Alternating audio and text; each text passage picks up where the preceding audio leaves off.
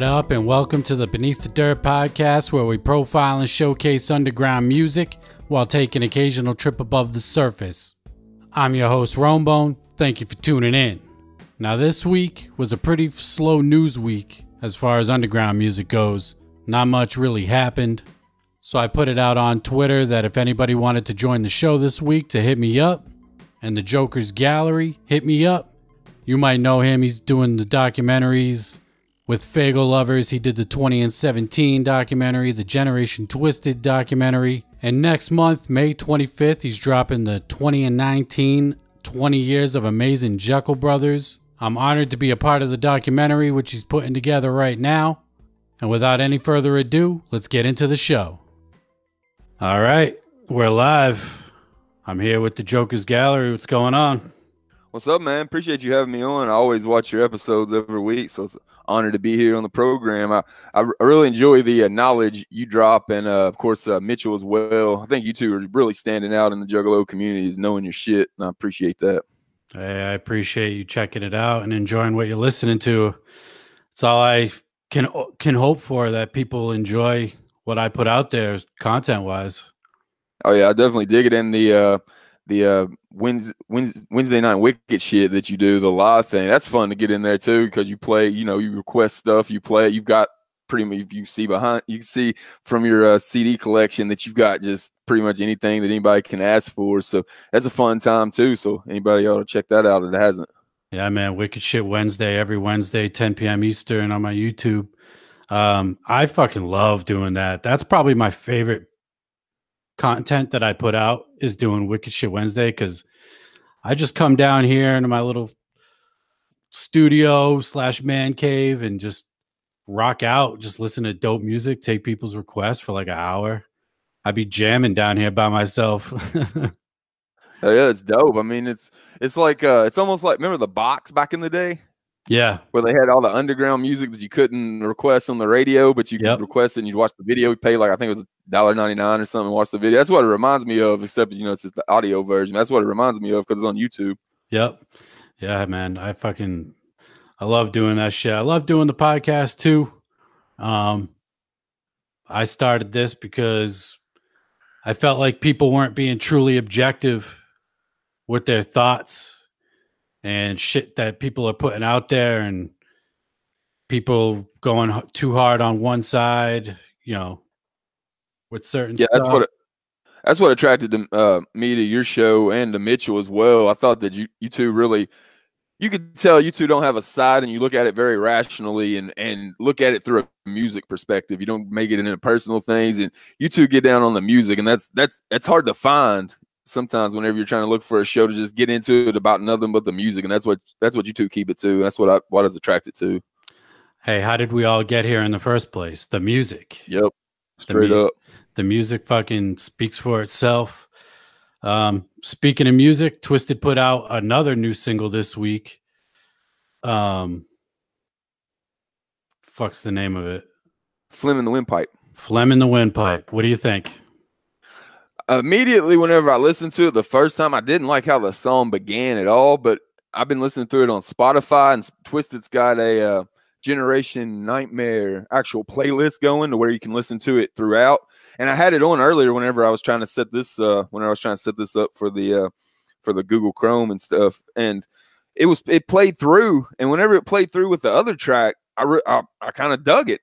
It mixed in well, but just the start of it, I didn't dig, I guess. Okay. Yeah, it was the first one off Generation Nightmare that I didn't immediately like. I didn't immediately like Magic Spells when it first came out. Oh, I love that. Well, I'm a huge Head PE fan. I thought Head PE was on that fucking track the first time I heard it. A lot of people did. When I found out it was Madrox, I was even more impressed. I was like, I've been following this band for 22 years now, and he just broke out something that I didn't even think it was him. Right. So that was dope to me. Yeah, him screaming his ass off like that. We've never heard that come from him like that. Man. Yeah, it was. I don't want to say that I like hated this track when it first came out. It was a completely different sound that we got from all the other singles. Oh yeah, yeah. So it threw me off. I was like, whoa. Like we were getting hard rap songs, Sick Mind, Living at the Bottom. Living at the Bottom is one of the classic sounding hardcore, like twisted hip hop tracks. I love that one immediately. Yeah, I agree. I love both those tracks when they first dropped. But this Phlegm in the Windpipe, the rapping to me over the music, it just sounds out of place to me. It was all, yeah, it was off. It was almost like listening to What the Fuck the first time. Whenever you're like, it just sounded off to you. It's like, why would this be a single? But whenever I heard the full album of Fearless Fred Fury, I know they changed it a little bit, but I think it fit in much better. So I'm hoping whenever the full album comes out of Generation Nightmare that it works better as a full album listen, because I don't think it was a very good standalone single at all. I agree with that. I'm curious to see how it mixes in with the album. Like you said, WTF was much better within the album than as a standalone single. Yep. I appreciate the production on it. The rock sound that they got going now is probably the most legitimate rock sound that they've ever had. I noticed one live stream with Mono. He said that Draven was actually laying down some of the tracks. Yep. So I guess that's probably his influence coming through and make it seem more officially rock sounding. Yeah, I would have to agree with that. I think I saw somewhere where he said he produced 4 or 5 songs, something like that, for Generation Nightmare. I know he definitely said that he produced Magic Spells. Yeah, he was giving him props for it whenever it came out and people was talking about it on his live stream. So I was impressed whenever I heard that. I thought he was just a live drummer. I didn't know he was into the music like that. I know Mono had mentioned he didn't like the full band whenever they had the full band going with them because he didn't feel like they were into his music. They didn't feel like they were into Twiztid's music. So maybe he felt like Draven was into the music, and if he put Magic Spells together, I think he's pretty well into it. Have you seen them live with Draven? No. You could tell that dude's into the music. That dude rocks the fuck out on stage.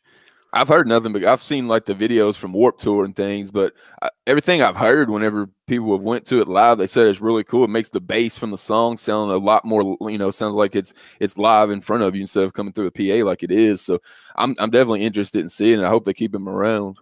Yeah, it seems like they're going to keep him around. I saw them live when they had the Wickedness too, when they had the guitar player and the keyboardist.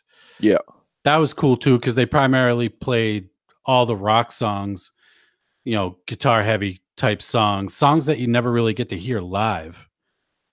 So that was really cool. But yeah, you could tell his influence is coming through on these records. I'm pretty sure, if I had to guess, I would say he produced Phlegm in the Windpipe as well. I would say so after hearing it. Yeah, but not a big fan of that song. What do you think? Have you heard Something New? Yeah, I heard that whenever it kind of got accidentally dropped. I think they played the wrong song or something on the radio. Yeah, I heard it then, and then I've listened to it since then. But yeah, I dig that one as well.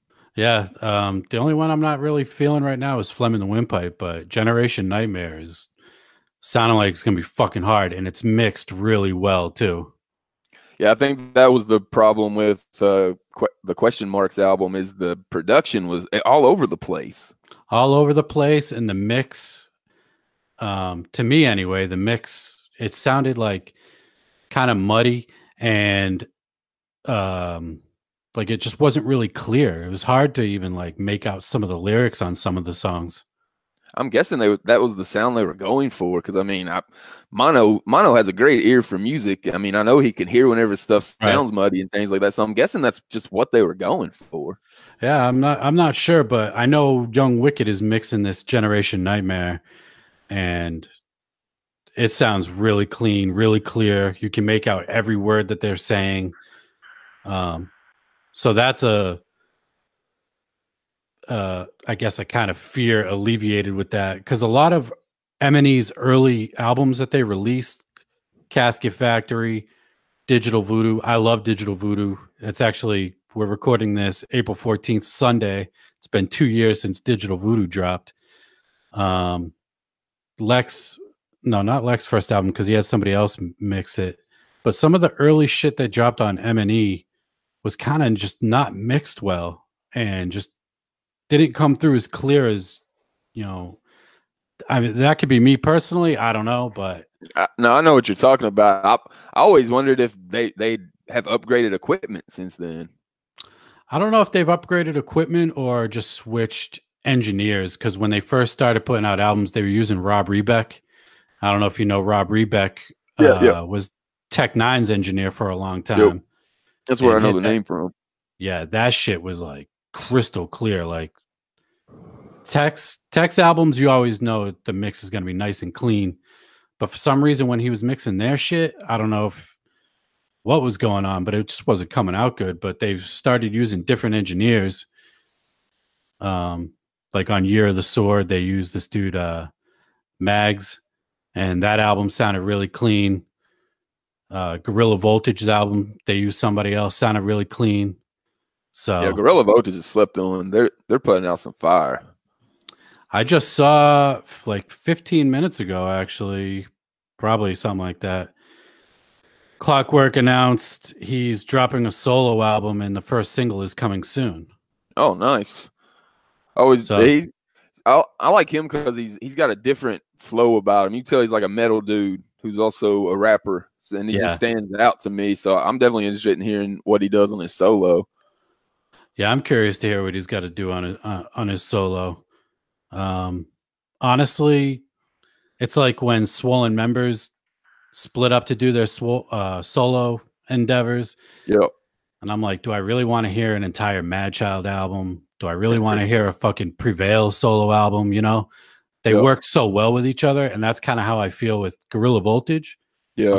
I'm still gonna check it out. I mean, Gods and Claws, one of my favorite albums so far this year. I still bump the shit like all the time. Yeah, and even the Gorilla Voltage stuff is so different, just with his influences as you can hear. And I think they stole the show in the outline in chalk. It's not on the actual I don't think it's on the album version, but it's on the video. Their verse, Yeah, because it's not on the Spotify version, at least that I listen to, but it's on the video. Man, I think they stole the show on that outline in chalk video. That both of their verses were fire. yeah, man. Those dude, they can rap their asses off too, and they put together some really well written songs. Yeah, Like good, Gods and good Claws is lyrics. such an improvement. I thought Well, the Apex album was pretty solid, and then it was kind of like it's kind of like a jump from Apex to the next album, like Twiztid did from Most Tasteless to Freak Show, to where you could just hear a totally you could hear that they weren't just going to stick to one style that you might get tired of hearing. They were going to be able to go 4 or 5 different ways and keep you interested. and that's the shit I love. I love hearing Yep. evolution of an artist. Yeah. Every once in a while, it'll work where they just keep using the same sound. Cottonmouth Kings back in the day, they fucking Yeah. rocked. They rocked that sound for the longest time, but it worked. Every album they put out was really, really good. It towards the end, it got kind of played out, but that there was all the behind the scenes bullshit that came to light that kind of ruined it as well. But they had a specific sound that they used for a long time. It worked, but I appreciate when artists try new things, are not afraid to put some new, different kind of shit out. Gods and Claws sounds nothing like Apex. That's what I've always liked about Twiztid is, they can do the wicked shit, and every 3 to 5 years they'll always remind you of that by dropping some album to let you know. But in between that, they're experimental and try to find other sounds. Some of them are miss, some of them are hits. Yep. I think they're going back to that wicked shit kind of sound with this new album based on a few of the singles that we got. Yeah, and just the beats and music behind it as well, and the artwork. I think the artwork, the way they're promoting the album, is really cool as well. Yeah, it's really simple looking, but it's fucking dope. I've seen complaints about it, but I think it looks dope to me. They showed I don't know if you've seen them on Instagram showing the vinyl. Yeah, it looks dope. That looks fucking dope. I love the picture vinyls. They look dope as fuck. And the packaging, it kind of has like a dark kind of like silver with and then the logo and the lettering is like black. Looks fucking dope. And all the artwork from the actual album cover of the thing that holds the vinyl is dope as hell too. Like it folds out. Like they were kind of showing it kind of slowly in motion, just kind of like teasing it, and it looked badass. Yeah, man. The packaging for that looks like it's gonna be really dope. They always have really good packaging though, and artwork and shit like that. They're really visual with their shit. I think that's how they really stood out amongst just the vinyl comes out so often now that they always make sure their vinyl looks dope. The new one that they just put out for Record Store Day, it looks dope as hell. Yeah, the actual vinyl itself, yeah. Yeah, that looks really fucking cool. It's like black, almost like silver, smoky kind of looking shit. And they usually have different colors, like to make it rare. They have chase colors and things like that. So they're fans themselves of like pop and things that do that. So that you can tell they definitely put that into their music. Yeah, man. I actually picked up that vinyl yesterday as well. The Trick or Treat EP. Have you seen how some are numbered to 500 and some are numbered to 1,000? So the one I have is number 621 out of 500, but it says on the sticker itself only 1,000 press. So I think that 500 is a misprint. That's what I was thinking, because I seen that picture you put up, and I was like, "What the hell? Those numbers are off. Did they get switched around or something?" Then I've seen actual people have the ones that are correctly put on there, like they corrected it in the press, because I've seen the ones that are numbered to 1,000. Oh, okay. I haven't seen those yet. Yeah, so I don't know if one are going to be more rare than the other, so you might have a jewel right there. Yeah, possibly. The Drive-By Back on the Block EP, where they just released on vinyl, is the same thing. I have like number 573 out of 500 or something like that. So it's not the first time it's happened. It's happened quite a few times from what I understand. That vinyl just came out of thin air. It doesn't even exist on record. Right. That's ultra rare. Put that on the museum. No shit, right? Yeah, Record Store Day was yesterday. We were just talking about that. I managed to find the Bone Thugs album. That shit was super hard to find. That's the one I heard everybody saying they couldn't find. It's usually the underground shit, but this one was Bone that I've seen, because everybody's a fan of Bone, of course, through their work with ICP and Twiztid. All the Juggalos are. So I seen everybody saying they couldn't find Bone. I seen them finding the Twiztid one.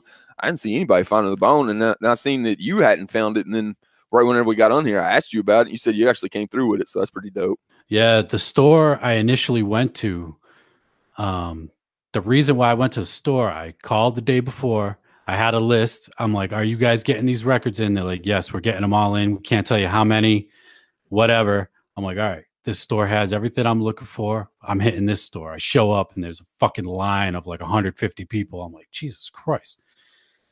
I'm like, I know I'm not getting probably at least one of these records, and the Bone record. One of those 150 people in line wants that Bone album. Exactly.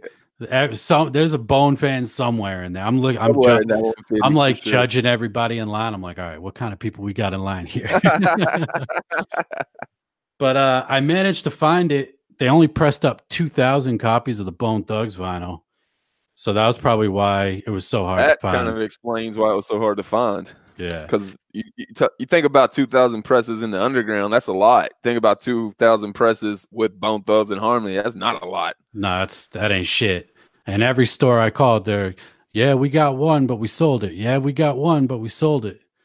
And then I found the one store, and I managed to. They're like, we can't hold it for you, but if you get here, it's yours. And I walked in and I started sitting there right in front. I'm like, oh man, grab that shit real quick. That brings me back memories of Coconuts in Evansville, Indiana. It was about an hour from here, from Owensboro, and they were the Juggalo store. Like they would have midnight sales for Juggalo releases before like those were even like known. They do it for movies and video games now, but they were doing this in like '99 for sure for Jeckel Brothers.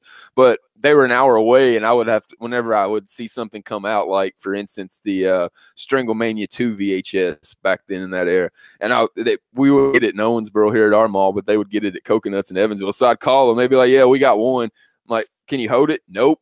God damn, man! I hope I get there, and I hope that somebody doesn't show up in the 2 hours that it takes me to get to your store. Right. Yeah, man. It's like That's half the fun, though, for real. it is. That's why I like record store day. A lot of people complain. They're like, "Oh, record store day. People just go. They're not even collectors. They just buy the rare ones and then resell them." Yeah, that might be true, but for the people that do collect, as like Yeah, myself, that shit's fun. And they only let a few people into the section at a time. Like uh, the store I went to yesterday, they'd only let like 4 people in at a time. Let oh, them really? let them pick their shit. You can only pick one vinyl. If they had multiple copies, you could only grab one. Huh? I didn't know that. Yeah, That's pretty cool. at least that was the rule for this store. Bull Moose up in New Hampshire. I fucking love Bull Moose. They're dope as hell. And they had like 5 of the Twiztid record, 3 of the Jedi Mind Tricks that I grabbed. What was the other one I grabbed? Oh, Czarface. They had like 3 or 4 of Czarface. It's just fun on the hunt. I think one of the funnest times I remember back in the day, whenever the AP magazine came out, that had 3 different covers. One of them had Jay, one of them had Shaggy, and then one of them had Twiztid and ICP both on the covers, the bloody cover. Yep. And the Dirt Ball single came wrapped in them. I remember going to bookstores literally for a month, like every bookstore I could get to within the tri-state area. Never found that motherfucker, but it was fun. Yep. Yeah, I remember that. Alternative Press. It was hard to find in the beginning when ICP and Twiztid were first starting to do that magazine. Yeah, That shit was hard to find. I never found that Dirtball magazine either. I looked up and down. I found the 3 different variations of the cover, but I never found the Dirt Ball single in it because that one was wrapped in cellophane and had the actual Dirt Ball thing in it. Yeah. But later, right after Jeckel Brothers released, I went on vacation to pick up my grandma from Clearwater, Florida, which is right by Tampa Bay, and they had a record store there that was I guess they were a huge Juggalo supporter. I just went in there to look through it, and they had probably 20 copies of Fat or Whack. They had a stack of probably 100 of those like bumper sticker Amazing Jeckel Brother promos that had like the Mad Professor on the back, and then they had the Twiztid, the run label that runs beneath the street poster, and then the AP available now huge giant poster that's got all 3 covers and says Jeckel Brothers new album available May 25th. They had all those there, and I was like, how much are those? And they're like, well, they were for the Jeckel Brothers promo whenever Jeckel Brothers dropped. Those are just what we had left over. They're not for sale unless you buy an album. And I already bought both of Jeckel Brothers whenever they came out that day previously in the month. And so I ended up buying 2 more of those, and they hooked me up with both posters, like 5 Fat or Whacks and probably 20 bumper stickers. Oh, that's dope. Just going into record stores like that and having that kind of experience, that's what's fun about going into record stores and things like that. Speaking of which, Hot Hits is under new ownership in Detroit, and they've been reaching out to juggalos like on the museum and traders trying to build up their stock, and they're doing a pretty good job of getting the juggalo flavor back in Hot Hits like it used to be back in the 90s. Yeah, man, I saw that. I'm in the museum as well. I see them in there. They're getting their stash back up. I remember back in the day going on the Hot Hits website or even just calling, because I'm nowhere in the area. I'm on the East Coast, and just looking for records. Do you have this? Do you have this? How much? How do I pay? Like, can you send it to me? And they usually would. I've ordered a bunch of CDs, some rare shits from me and my girl back in 1999 ordered the purple and red Malenko jerseys from them and had to send them like a $400 money order in 99, which was very sketchy back in the day. Go remember money orders, but they sent them to us back in 99, which was super dope. And then, of course, I heard about Hot Hits whenever Vinny, the ICP kid, was talking about it on Shockumentary. And I ended up taking a bus to Detroit in 98 to go to Halloween at 98. And other than the concert, that's the one thing I wanted to see because Vinny was talking about how dope it was on there. And I went there, man, they had Tunnel of Love, Triple X cassette and CD back whenever it wasn't repressed. They had all the OG pressings of things, man. That place was dope as hell back in the day. Yeah, man. I remember I bought when Alex had ties to it. Right. I remember I bought House of Crazy's Home Sweet Home from them, the cassette. And I bought Isham's Booming Words red tape from them. That shit was expensive as fuck. And then I ended up selling it later on. But yeah, man, they had all the rare shit. That was Hot Hits was the shit back in the day. If Yeah, you knew anything about ICP, you've seen the shockumentary, and you heard about Hot Hits, you were doing some investigating and looking in to see what they had. before online stores and Amazon, like you had to hit them up, like literally had to call them and ask them if they had it. You couldn't even see it or anything. And then you had to send them a money order. You had to go to like a convenience store, pay the convenience store dude the money. He'd give you like a money order thing. You sit there like literally 4 weeks later, you get it back. Right. If you were lucky. And like all that worked out. Yeah, like you said, that shit was sketchy as fuck back in the day. Because once you send that money order out, that's money gone. Like you had no paper trail after that. The paper trail was the thing you sent them. Right, exactly. But yeah, Hot Hits was the shit back in the day. It's dope to see them coming back. I love going to the record store. I don't do it as much anymore because I pre-order a lot of shit online because you always get the bonus. There's always some kind of bundle that they have. Yeah. Whoever's selling records, and that's what I usually do. But every once in a while, I'll go hit a record store. There's not many around anymore. I kind of have to drive out of my way at this point to find one. And I'm Boston area. Luckily, we got Newbury Comics. Cities. Yeah, in small cities, there's literally none. We got lucky here in Owensboro and just had one open up in the mall called Hard Copies, and they actually got like they got the indie version of Fearless Fred and things like that. That's the first time probably in I'd say 6 years that you can get anything here within probably a 3-hour drive. Oh wow, that's fucking nuts. Yeah, yeah. The record store is just the only things that survived here record store wise were like the used record stores, like the ones where you go in and trade the video games in and stuff. Yep. Like there was no actual like new record store that was getting anything in. Yeah, the closest Newbury Comics to me is probably about a half hour away. And that's like that Newbury Comics and Bull Moose is like New England's like record stores that people go to. I've heard of Bull Moose here in Owensboro, and they're not near me at all, so it must be a big one. Yeah. Another thing that sucks about record stores being missing now is ICP don't do the in-store tours anymore. I've been putting together stuff for that Jeckel Brothers documentary, and I was actually last night working on the Asylum in-store tour. Man, that thing was so fucking dope. Like how they brought them in out of the mental patient vans, and they had them wrapped up in straight jackets. Yeah, it was ICP and Twiztid was both in that, and then you went into the record store and they had built their own asylum in there. Twiztid's chilling behind glass. You can't even like get autographs from them. Like I remember Jay saying in his book, it was the like kind of let juggalos know like these dudes are so fucking crazy they can't even like touch us or sign anything for us. I gotta hear them. And then you got ICP under a bunch of black lights and shit. Like just the record industry doesn't have the money to do that anymore. No, yeah. Like, imagine how much that cost.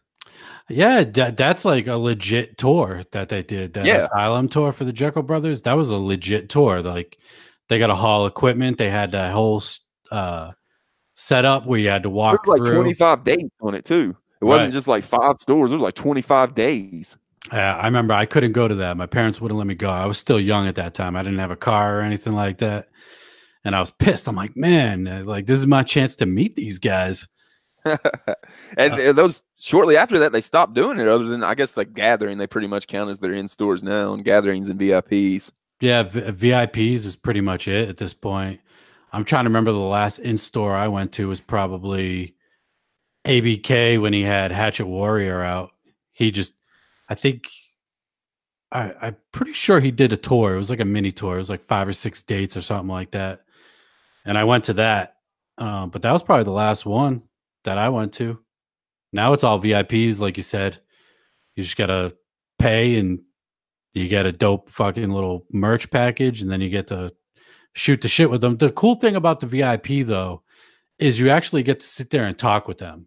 Whereas in store, you're kind of rushed and you only get like a few seconds because there's so many fucking people waiting. Yeah, that's the cool part about the VIPs. You got a lot more time to talk to them throughout the thing. You can talk about things you're doing in the Juggalo community and things like that. And that's a great time to be able to it'd be a great time to slip them any kind of like if you burnt a disc of podcasts or any kind of shows like that. I'm sure if they're sitting on the bus for the next 6 hours to get to the next city, they're probably going to throw that motherfucker in and watch it. Yeah, man. So you're releasing the Jeckel Brothers 20 and 19, 20 years of Jeckel Brothers. You were just talking about it. How's that coming along? It's coming along pretty great, man. I reached out to all the Juggalo creators that I watch on YouTube and a couple of the guys I know from putting together 20 and 17, like Vinny the ICP Kid and Scotty D, and asked them to just give their memories of the era, because that's my favorite part really of talking about, and that's what most of the people responded to the previous documentaries I made, was their favorite parts was like my personal experiences. And I've gotten back probably, let's see, I think I've got 8 right now and another 4 that's supposed to be on their way in, and everybody knocked it out of the park. Like, I've been watching it marking out myself, so whenever I'm watching it and marking out, I think whenever other people see it, they're gonna have the same reaction, because it's just a trip down memory lane. Like, the stuff they're talking about will ignite some things in your brain from that era as well. That's what it's been doing for me. I've been able to find so much more for the documentary after listening to the videos that other people made, just reigniting some memories in my head. It's like, oh, I actually found a funny thing.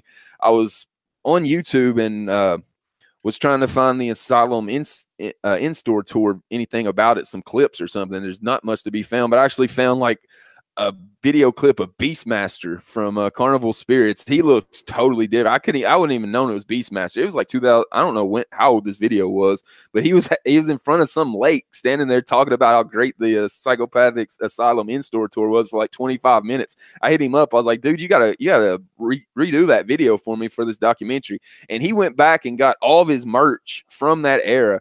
And on Carnival Spirits, he's got all of his stuff displayed behind him. Yep. He displayed all that and like went over it and then did his segment for the actual documentary. It was hella dope. Oh, seeing that's all that fucking dope. All that merch from that era, like, shit, I'd forgotten half of that shit. So it's just a trip down memory lane. Right. Yeah, I don't have, the only thing I've held on to throughout the years is my CD collection. I remember I had t-shirts, jerseys, posters, shit like that, but all that shit's gone. What made you want to get into doing these documentary series? Because you did 20 and 17, you did Generation Twiztid. Those came out really good. And now you're doing the Joker cards, right? By each Joker's card? Yeah, I'm doing the Amazing Jeckel Brothers 20. I'm pretty much going to be doing the 20th of the Joker cards as they come. So, whenever the Wraith hits, I'll figure out something to do for it as well. I grew up a shockumentary fan. I'm in Owensboro, Kentucky. There was no juggalos around me. There was no internet back then. Fucking shockumentary was my juggalo like hookup. I didn't have cable in the apartment my girlfriend and me at the time was living in 2000, and we literally just put in shockumentary, play it, and it would rewind and then play again. I've probably seen that movie 2,000 times, like legitimately ran through. Man. So it just inspired me so much, that, and then I'm also a Nirvana fan, and Nirvana Live Tonight and Sold Out, the way they put that together, it really is the structure I use for my DVDs and my my documentaries that I do. I try to use the way that Kurt put together Live Tonight and Sold Out, because it's not so much where you're listening to a story and get bored. It's being told by the actual events going on the screen, like through concert footage or the actual artists and things like that. And yeah. I've seen that one as well probably 1,000 times. So just the influences that those two documentaries had on me, I was like, I want shockumentary too, and it hasn't came out yet. So yeah. I made it on 20 and 17. It just ended up lasting 17 hours. Right. Yeah, man. The work you put in for this shit is fucking impressive, and the quality of it that comes out is really dope. Appreciate it, man. I'm proud to be a part of the Jeckel Brothers episode that's coming out.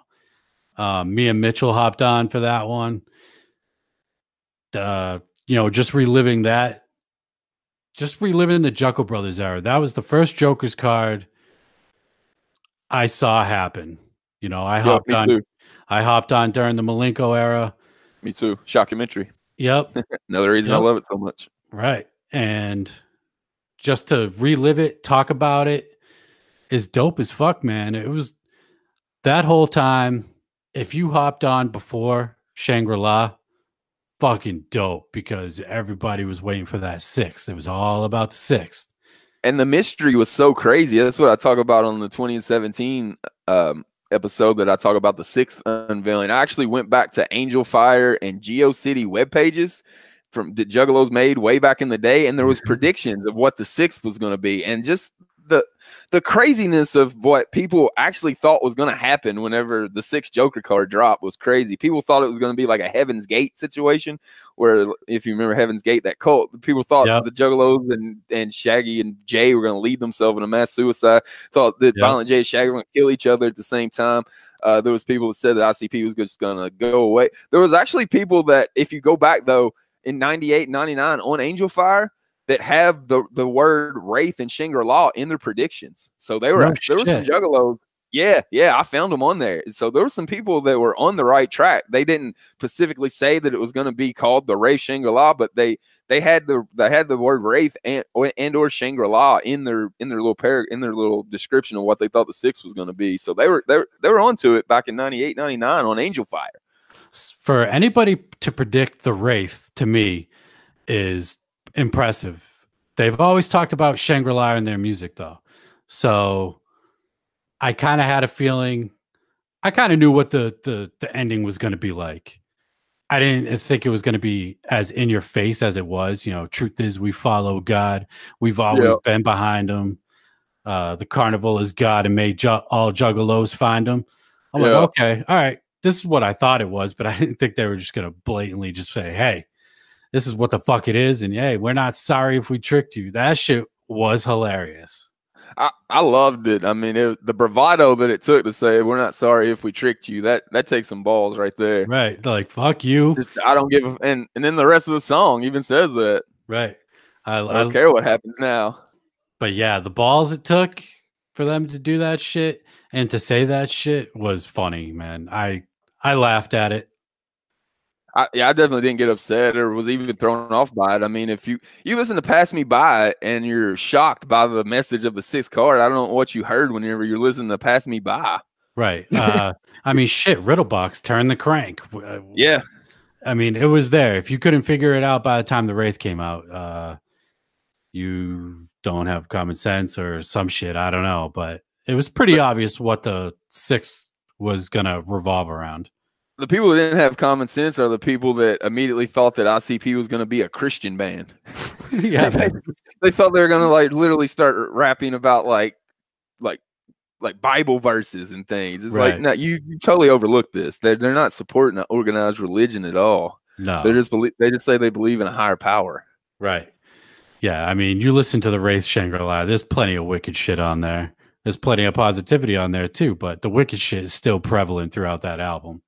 Yeah, you could tell that the people that were saying that they were going to become a Christian rap group hadn't listened to anything but that final track. They didn't bother listening to the rest of Shangri-La at all. Right.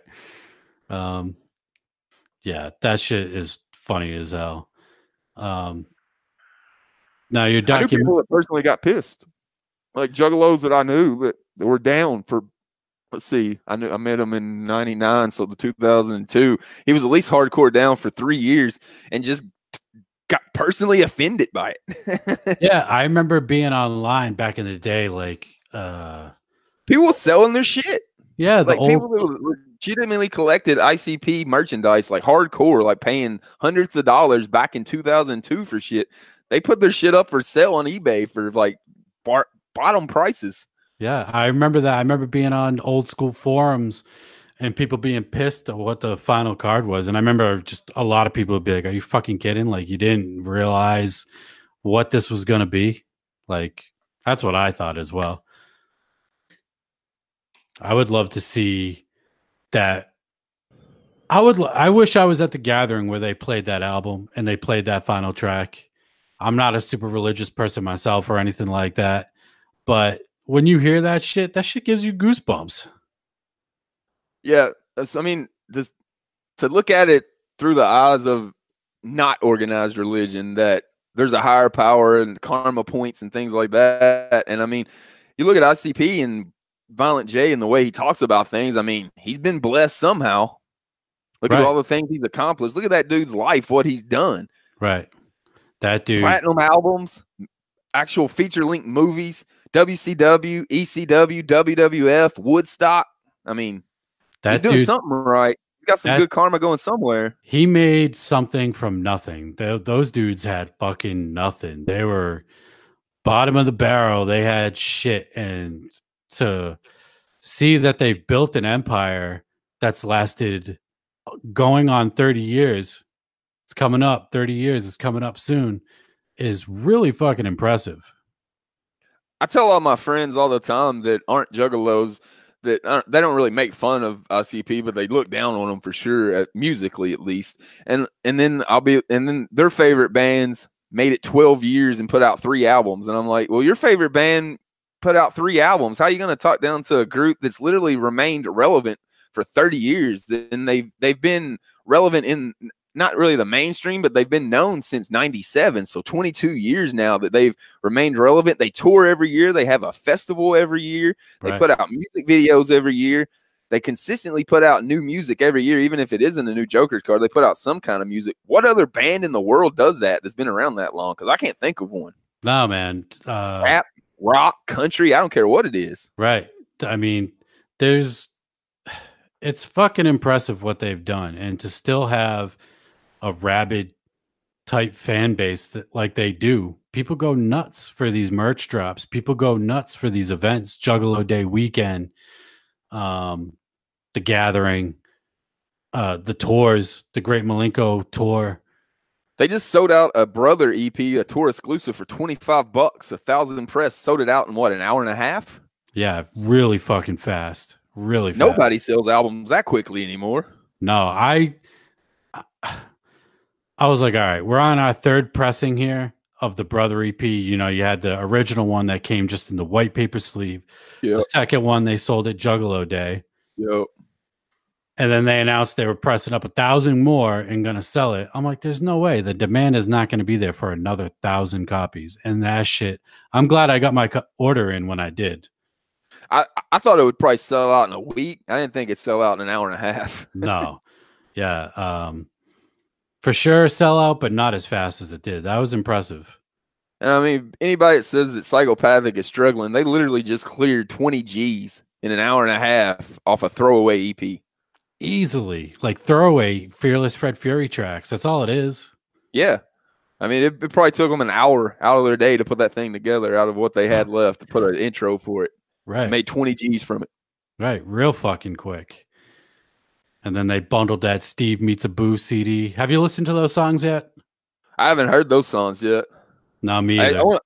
I don't like listening to them on YouTube because they don't sound good. Like, they don't play through my stereo. So I always try to wait until I can have like an actual copy, or it comes on Spotify, or one of the ones that actually sounds decent. Right. Yeah. YouTube butchers quality of music. Yeah. That was something I was super impressed with about Fearless Fred Fury when I got the actual album. It took like a few days after it came out for me to get the pre-order in. So I'd been listening to it on Spotify, and then I put the actual album into my CD player. Man, an actual CD sounds so much better than streaming music.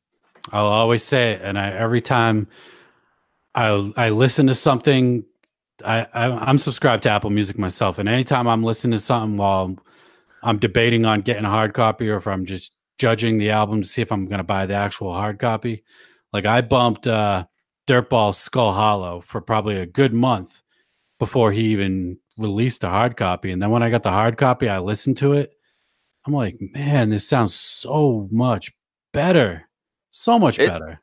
I mean, you can hear it if you're listening for it. It's almost the difference between, if you remember like recording something on a cassette tape, and you would hear how you could hear the air behind it, and then you put the actual disc in, like you would put the CD in and hit record on the CD player that had the cassette, and you record it. That's what the streaming sounds like, is the dub of the cassette that you made, and then the actual albums you get sounds like the real CD still. That's a great comparison, because it's so true.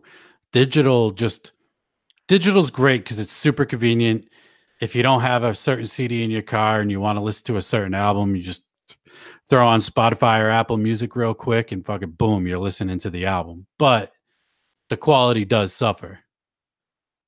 Oh, for sure. I mean, the convenience of it's cool, because I remember in '99, I was talking about how there wasn't any record stores around. I remember it took people sometimes a week, because I think CDs came out on Tuesdays back in the day, and some people wouldn't be able to go to the store in the big town they were nearest to until the weekend, whenever they were out of school or off work. So it would take people literally 5 days to be able to hear the Jeckel Brothers when it came out. Right. Yeah. Now you could hear it at midnight. Whenever Fearless Fred Fury dropped, we were all listening to it at midnight. I was listening to it on your live stream, actually. Yeah. That's the dope part. Right at midnight, you can be listening to the shit. You don't have to wait for the store to open up to go get a copy. Or if you pre-ordered a copy, you're not guaranteed. I like when people bitch and complain about not getting their hard copies before the release date. Like, dude, you know how many pre-orders they probably got? Like, hop on fucking Spotify or some shit. It's gonna be there. You're gonna have to wait maybe a day or two for your hard copy. Yeah, that's one thing that's been impressive about M&E is they stay on top of that. I haven't really heard anybody say that they've waited too long for anything out of there. I heard somebody say they got their order has been shipped for Generation Nightmare already. I saw that on Twitter as well. That seems kind of strange. Did the person, or have you seen anybody with an actual copy? Because that shit would be on YouTube at this point. Oh yeah, it'd be up as soon as somebody gets it. But that was just a couple days ago when I seen it, so I don't know if he's gotten it yet or if he was just bullshitting. Yeah, that's pretty wild because the record still doesn't come out for almost another 2 weeks. Yeah, that's what I was thinking. But I mean, you never know, just to try to get it out there. Right. I know it's been ready for over a month now. I remember Mono talking about it. They got it back, and they got the masterwork back like over a month ago on one of his live streams. Yeah. That would be pretty impressive if they started shipping it out that early. I don't think they would do that, only because it would kill the actual sales when it comes out. Yeah, right. But also at the same time, the way they've released, how many songs have they released? 5 or 6 now? I think it's 6 now. Yeah. So all those streams that they're getting from those songs are going to count towards first week sales. That's why Tech Nine and Strange Music are releasing the EPs. All those streams that they get for all those songs before the actual album come out goes towards record sales. So they're going to get better numbers by doing that. Yeah, because I think the biggest case of that is 6ix9ine. He would put out literally damn near his whole album and get a bunch of streams. That's why he can brag that all of his singles always come out in the top 25 or whatever, like he does, because there's a way to manipulate the streams now. The way they tally that is so stupid. How does ICP sell the 7th most actual physical copies of Fearless Fred Fury and debut at number 44 on the actual chart? That makes no fucking sense to me. How do you fucking stupid? How do you like you just said, yeah. Actual sales should be 50% of it. And then if you want to figure out some kind of way to make the rest of it, 50% should be the actual albums that you sell. Right. Because I remember when the initial number came out, they debuted it. What was it, 44 you said? 44. Yeah, 44. I was like, oh man, that sucks. That fucking, I know they're looking for a high chart. And then it comes out number 7 overall sales. And I'm like, whoa, wait a minute. That makes no fucking sense. Digital. It's because all those mainstream artists got all those 1,250 streams. Every 1,250 streams of a song counts as an actual album sale. So a mainstream artist that gets all those millions of streams, it just dwarfed the actual albums that ICP sold.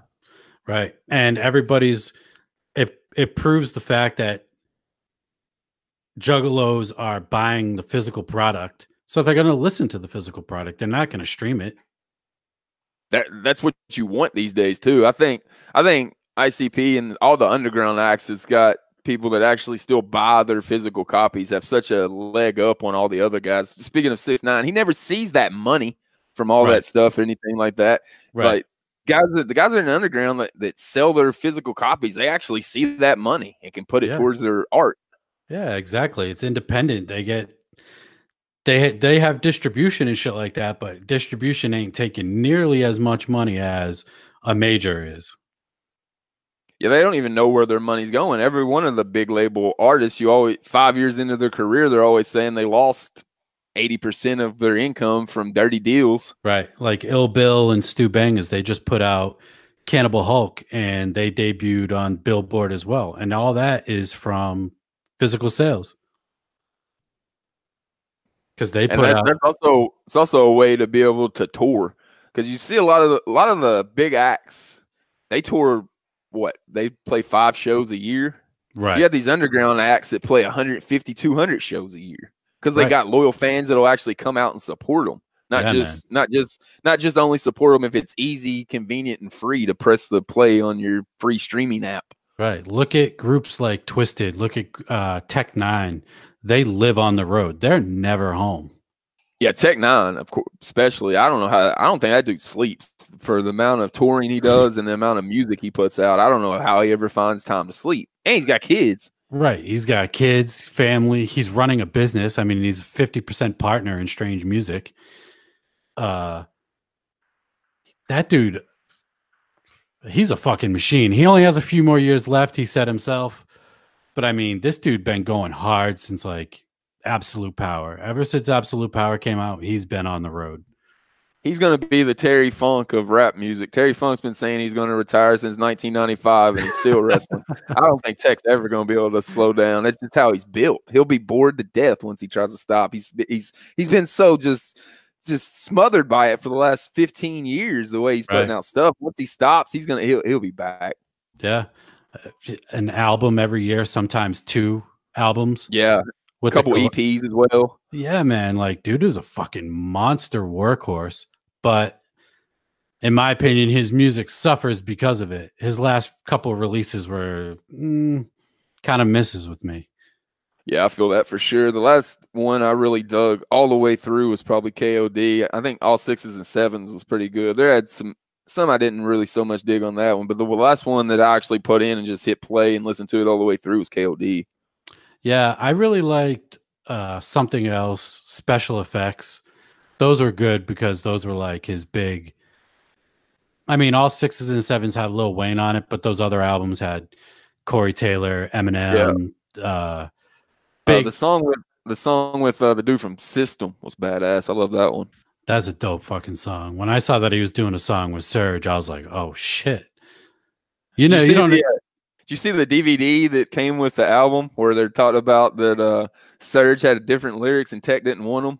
He had to make them not so offensive. Right, yeah. I thought it was pretty funny that you could offend Tech Nine with your lyrics. Right. You're doing something. Yeah, I think Tech Nine said he's like, I don't care, but I know people are going to misinterpret it and call me. They already call him a devil worshiper and shit like that for the shit that he did with Angelic. Yeah. I thought that was dope. Yeah, I love that. I love those. I love buying the deluxe editions that come with like behind the scenes DVDs. I love behind the scenes shit where they like talk about the music, show the making of the music. I love that shit. Yeah, the little mini documentary that came in Man's Myth, the Twiztid ones, what inspired me to do Generation Twiztid. I was watching that and I was like, man, they actually kind of put some effort into this. I wish that like they went into more detail about the stuff they're talking about. So basically the first probably half of Generation Twiztid, I would just take a clip of that documentary, and then whenever I thought they had some more stuff they could show and highlight from that era, I just added it. Yeah. I would love for Twiztid to put out some sort of official documentary. Yeah, not like Born Twiztid or anything like that. Just a legit one. Right. A book or something, because I don't think they ever will, though. At this point, if they haven't done it yet, I'm not sure that they'll ever do it. I would love to get their perspective of, Violent J's Behind the Paint. That book is fucking awesome. So many great stories he tells in that book. And the audio book's even better because there's about 20% more in it. Right. Yeah, the audio book is fucking hilarious. Yeah, I love it. The first few chapters are kind of sketchy. He kind of sounds like the kid from Billy Madison trying to read.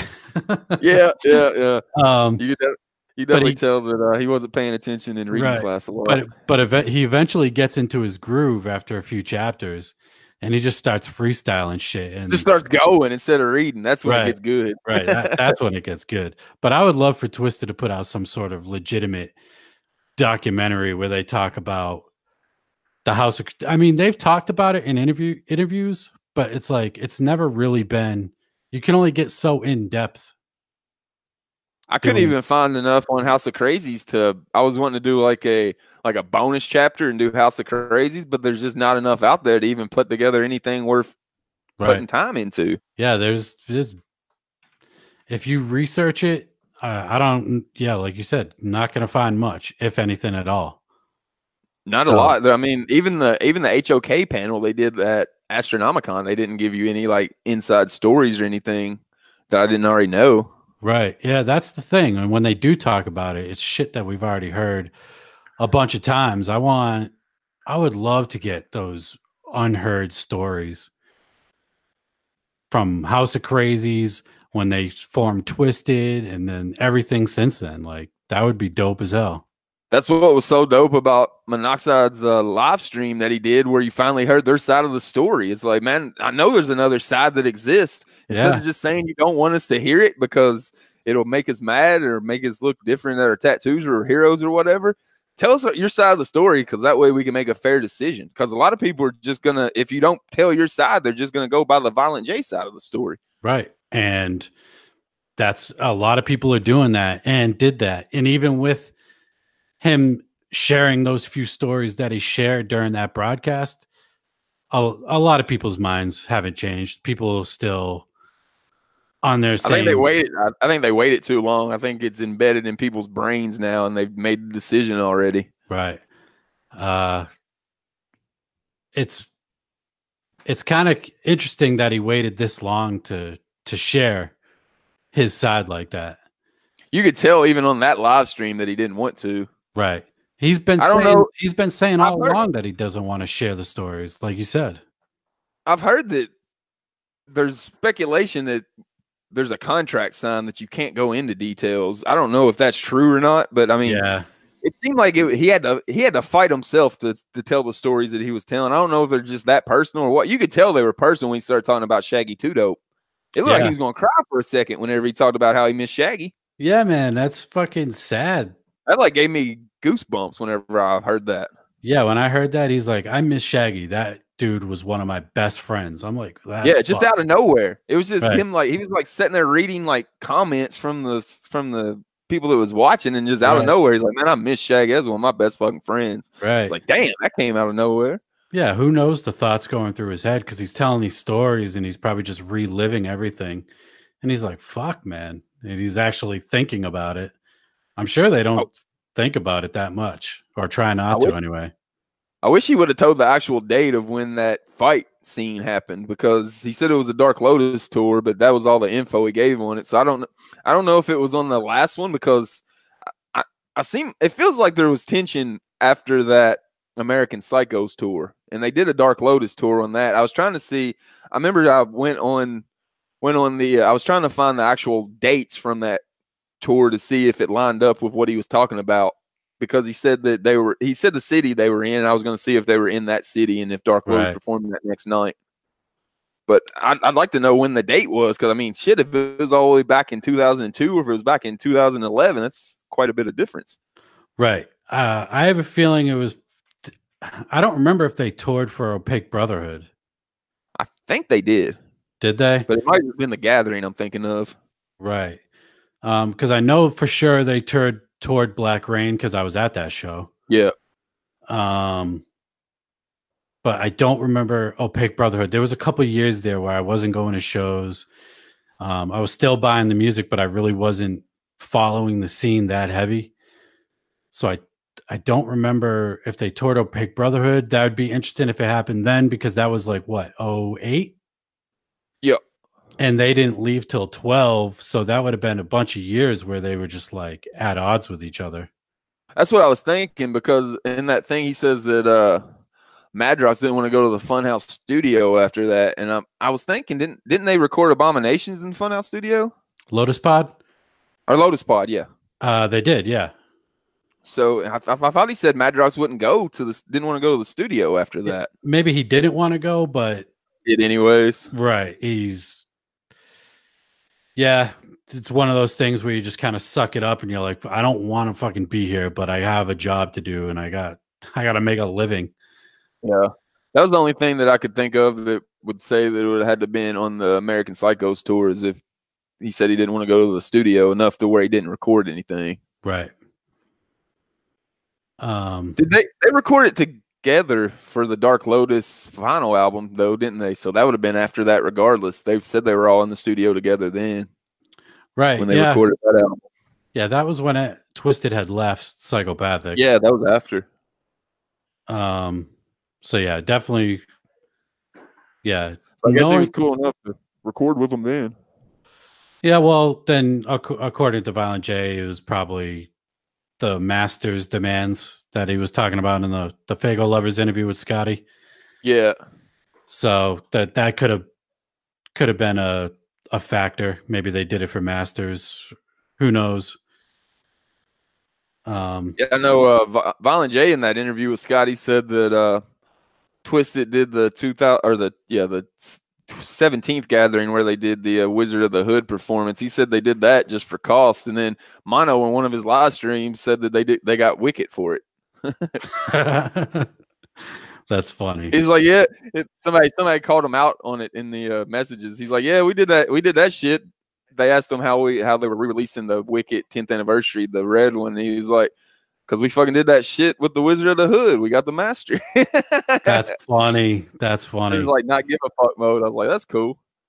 Yeah. I mean, I get it. I get why Psychopathic owns the masters, but I feel like in the underground that shouldn't happen. You should let the artist own their masters. I thought that was why they left in 2003 is because they weren't owning their own music. So whenever they decided to come back and release the Green Book on Psychopathic, I thought they like probably had a contract saying they own their shit now, but apparently not. Right. Well, remember they were made dons after they after the Green Book came out, because that's when they patched things up. They got the Don charms, but then that kind of faded out kind of quickly. And you remember in that live stream, Mono's talking about how like you shouldn't trust people when you think of their friends. You say you ain't got to worry about it. It's all good. Don't worry about it. He might have been he might have been referring to them saying, "Don't worry about it. We ain't got to sign no contracts for you to own your own music." And then once they left Psychopathic continued to own their music. Right. That would be what I put together from those two lines that he was drawing there. Yeah, I agree with that. That's definitely what he sounds like he was talking about. Because there's no way that they would have came back. That was the whole reason they were leaving in 2003 was to own their own music. So, to get them to come back, Psychopathic told them they was going to own their own music. Yeah. I think that's why ABK left as well in 07. Yeah. 06, 07, something like that. Because you buy his albums now that come out on Psychopathic. Medicine Bag had the Native World logo on it. ABK's got it figured out. He can do whatever the fuck he wants these days. He really can. Nobody else on Psychopathic work with MNE. He works with MNE almost exclusively. Right. I was shocked. I was shocked. I was shocked, but I wasn't to see him not listed on the site. But then he got put back on the site as a listed artist for Psychopathic Records. Yeah, I know a bunch of people whenever they seen the gathering, the actual promo image that Tom Wood made, they were saying that DJ Clay and ABK was on there. I didn't count that officially as them being back on Psychopathic or still on Psychopathic, because I know Tom Wood was making that graphic about a year ago. Oh, okay. I took that as a good sign because good sign, but I didn't take it as an official word because I knew that Tom was working on that for a long. I remember Keegan posted his picture from it months ago on his Facebook. Oh, okay. Yeah, I didn't know that, and I didn't see that shit. But I'm glad ABK is on Psychopathic. I want Shapeshifter. I know he wants to move on from Shapeshifter, but fuck, man. You got to give us the Shapeshifter LP. Yeah, people have been waiting for it forever. It's like the Bloody Brothers at this point. Bloody Brothers. It's like Detox. It's fucking... Is it going to happen? Shaggy Two Dope's book. That shit's never going to happen. I knew that wasn't going to happen whenever they were talking about it. Right. I'm like, there's no fucking way. I guess he's Shaggy sitting down enough to write a book. That would take like a year. I mean, shit, we're still waiting for the John Kick Jazz documentary. Where the fuck is that? I can if they're doing that right, I could see that taking 5 years, but they haven't mentioned even production. I haven't heard like anybody mention filming for it or anything. But if they're actually doing it right, it could take like 3 to 5 years to make a good documentary. But I haven't heard anybody mention like putting anybody on the production game. We're still waiting on Stranglemania 3. Shit. We're waiting on mad shit. I could go grab like the Bizarre. They had they had announced a bunch of shit in that booklet that never came They to actually fruition. they actually talked about Stranglemania 3 at their Starcast panel, though. They said that they Violent J didn't say it himself. He said that the guy they have in charge of wrestling hadn't ever taken the initiative to go to find them the clips to use for Stranglemania 3, and then out of nowhere, Shaggy just goes, "Yeah, KG didn't do it," and then we hadn't seen KG since. So Right. I guess they kind of got rid of him. So maybe they'll get some new wrestling ninja that'll actually get those together. Stranglemania was one of my favorite fucking things. Oh, those I remember when I first got the first one on VHS. The first one, of course, the first one's way better than the second one. Yeah. The first one was fucking classic. Brutal. Like I had never seen wrestling matches like I had seen ECW and shit like that, but Nope. these matches were like on another level of hardcore. And then you And add the commentary from Jay and Shaggy. It's just fucking they're just shitting on the wrestlers while they're killing themselves wrestling. And I'd see, like you said, I'd seen hardcore wrestling like ECW, and I'd seen like Cactus Jack when he's in WCW, but I'd never seen shit where like the rings blowing up and they're slamming each other in the glass, and like you said, making fun of the wrestlers, the Mushroom Boys. I laughed the entire time. Just every time Shaggy like opens his mouth during that match is hilarious. He's just making fun of them the entire time. Every time they talk about Terry Funk, his age goes up. He's 85. Yeah. He's 833. I do a show on ESPN radio. It's how I got into the whole broadcasting game, where we kind of did like a mix of ESPN Sports Center mixed with the Dave Chappelle show, and we went with that Stranglemania Terry Funk tactic whenever we were talking about Brandon Whedon, the Cleveland Browns quarterback. He was the oldest player drafted, so every time we mentioned him, his age went up, and he was eventually like a 94-year-old rookie quarterback. That's awesome. That's hilarious. Yeah, those old school. The first one is super classic. Second one's all right. Yeah, it seemed rushed. Yeah, like they had an hour and a half to film it and did it before they went on tour. Right. But yeah, Stranglemania is good times. I got that on DVD. I just bought it a couple years ago. Found it for pretty cheap because those shits are expensive now because they're. I was gonna say I've yet to find it. I've yet to find it on DVD. Yeah, I found it. Let's see, probably about a year and a half ago for like $25, and I bought it with the quickness because you never see it for that cheap anymore. And it was dope actually watching it. It's still like VHS shit quality, but on a DVD. Yeah, they just like burnt it to a DVD. Right. And it was dope. It's like what we had to. It's like what we had to do back in like '98. Like I used to have all those ICP bootleg concerts, like the Violent J Panic Attack concert. It was just like it was just a VHS shitty copy, but somebody burnt it on the DVD. Right. And it was dope because it feels like you're watching that original copy all over again. Yeah, the old school classic one. Right. Dope as hell. But you don't have to rewind. Right. You can actually skip forward and shit like that. So you got the Jeckel Brothers documentary dropping next month. When's the exact date? May 25th, 20 years to the day that Jeckel Brothers dropped. Dope. I know you hit me up at least a month ago asking if I wanted to be a part of it. Of course I fucking want to be a part of that shit. I think you do really good work with those documentaries. Like I said earlier, the Generation Twiztid, the 20 and 17. Really good shit that you put together, and it's an honor to be a part of it. It's an honor to have you on there. Like I said, I wanted to get everybody that I watch on YouTube. I think there's so many juggalos that are going out of their way to really like keep the juggalo culture alive and keep it shining. And so much so that I don't even watch cable TV anymore. I just watch all the juggalos that put stuff together on YouTube. It's much more entertaining to me. So I wanted to be able to use Faygoluvers to highlight that. Kind of took from what Carnival Spirits was doing with the juggalo takeover where they were highlighting people. And I wanted to use Faygoluvers to be able to highlight some of the juggalo creators I think are schooling it these days. How'd you link up with Faygoluvers? I'd always like been going to Faygoluvers, and I'd hit them up with news whenever I found it and things like that, or any kind of graphics or stuff like that. And I always talk to Scotty whenever I'd see him at the gathering. And whenever I was listening to the interview with Scotty D and ICP, Violent J mentions in that interview that this year's a huge year for ICP. It's 20 years since Malenko came out. Whenever they got all the promotion on MTV for getting kicked off Hollywood, and then whenever they had Shockumentary, I was like, damn, that's been 20 years, and there's still no Shockumentary 2. So I was putting it together, and I was like, well, I've been a Juggalo for 20 years and 17, so there's your title of it. And I was like, I'm just gonna make Shockumentary myself, and I made like a pretty much like a, I guess you would call it a pilot episode, where I went over what my plan was for the documentary throughout, where I just it lasted an hour and just went over all the chapters real quickly instead of in depth like the actual chapters did themselves. And I sent that to Scotty D. He was on his way to the gathering, and he marked out and said, man, he's like, I love this. He's like, you just put this together out of nowhere? I was like, yeah, man, if you're down to put it out for me, I'll go ahead and start with the chapters, because I didn't want to do it myself and put it out and have like 40 people see it. So I wanted somebody to be able to get it out for me. I knew he had the outreach, and he was like, man, as long as you want to put stuff out, I'll put that shit out. And since then, we've been rolling.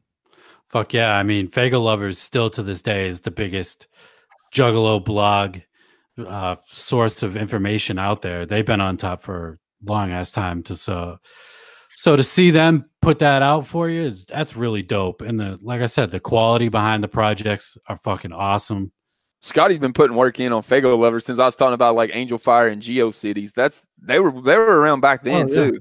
Yeah, it's crazy how much time they've put in. I know originally it wasn't him that started it, but he took over. I think it was 2000 that he took over. So the last like 19 years, he's been running a lot of it. And he goes out of his way to make sure Juggalos get hooked up with all this flavor, because I know how busy he is just from trying to get him to be able to post something for me whenever I put out something about one of the documentaries. Like he'll be doing 6 different things, but he'll get to it. Right. Yeah, he's got dedication for sure. It's awesome. Absolutely. He hits all the big events. He's always at, the Juggalo days, the gatherings, the Ever Gathering. He's been to Ever Gathering. That's fucking impressive. Yeah, that's crazy. I was at the first one, but I can't say that I was at like all of them in between all those.